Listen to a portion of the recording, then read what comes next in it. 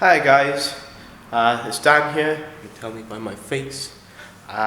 Today, as you can probably guess, we're doing an upgrade to the what I like to call the big fucking moose. I call it this because it's got two CPUs in it, which are, it's quite a bit for like normal computer. This is a workstation. This is a Dell Precision 690. As you can see, we got two Intel Xeon dual cores, which are hyper-threaded. So it acts. So it says on Task Manager there it has 4 cores per CPU, but really only has 2. Underneath here is 10 gigabytes of RAM. I did that upgrade the second I got the system, so unfortunately you did get to see that, but I think everybody these days knows how to insert RAM. I just put the fan back in because obviously I don't want that. So I'll put the shroud back on because, well, this area is not up for debate today. I'm not upgrading the CPUs or anything like that. I'm putting in a nVidia Quatro FX5500, which I've got in a bag over here. So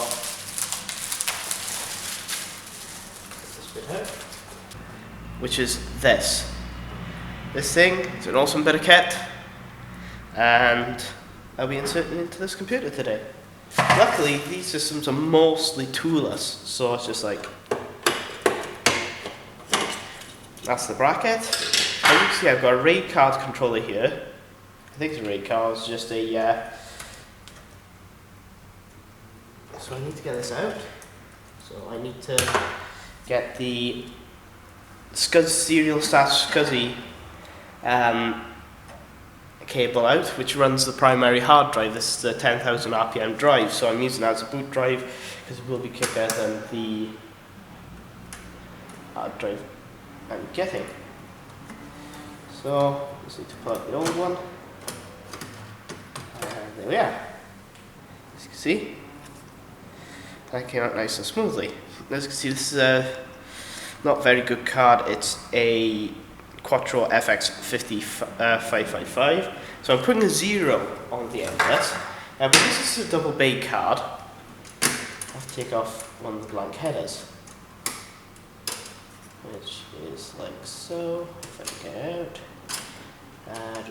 There we are, blank header out.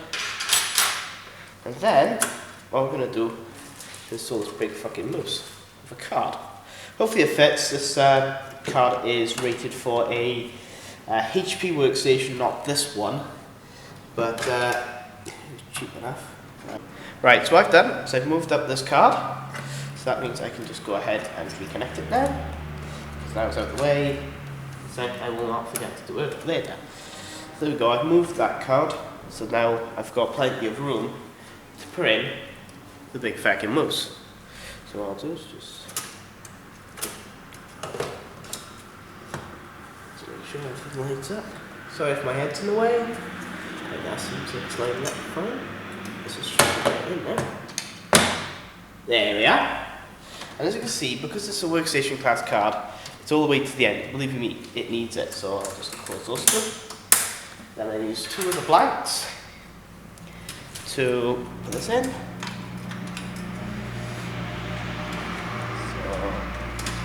So always put your blanks back. Never ever leave any air holes, even though these have plenty. Just keep airflow in the system, blah blah blah. You guys all know that. So what I'm going to do now is just put this back. I hope it fits. Might not, you never know. It can't fit, but what about there? There we are, fits perfectly. So there we are, that's a nVidia Quatro FX5500. Installed, replacing this old card.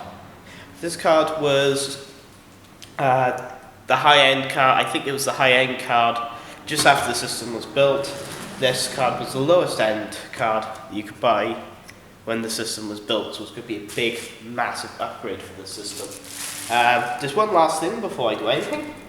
You now need to install one of these, which is the PCI Express power headers.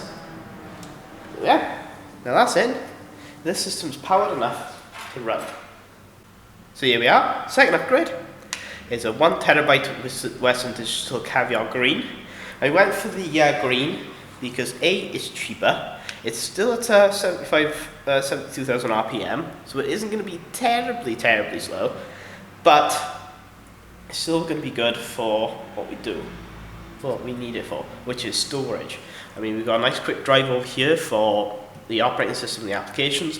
This is going to be morely for photos and video editing stuff, which is why this card. Let's just see it open.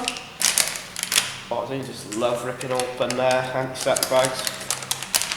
I'll try not to touch the circuit board. Just go to get out. Oh, look, sweets. Just joking, don't eat that. So what I'm going to do is I'm going to take out one of the available drive bays, which is this one. And because this is completely toolless, all I have to do is clip it in.